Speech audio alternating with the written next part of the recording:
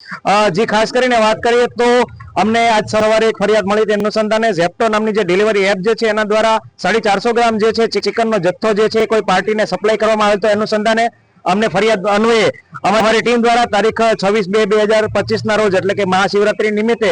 માનનીય કમિશનર સાહેબ દ્વારા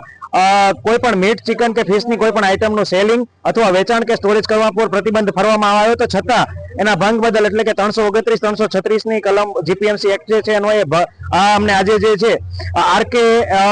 આઇકોનિક જે છે બિલ્ડિંગ છે એના ગ્રાઉન્ડ ફ્લોર પર આવેલ સંસ્થા જે છે એટલે કે વેરહાઉસ છે જે ડોગેરા સેલર પ્રાઇવેટ છે અને જે ખાસ ઝેપ્ટો એપ્લિકેશન છે એનું વેરહાઉસ મુલાકાત કરતા 35 જેટલો ચિકન મીટ અને ફિશની આઇટમનો જથ્થો જે છે એ મળી આવેલ હતો અને વિવિધ પ્રોડક્ટના નોનવેજ આઇટમના જથ્થો જે મળી આવેલ હતો એ તમામ જથ્થો જે છે એ સીઝ કરીને એના પેકેટ છે ખોલીને એને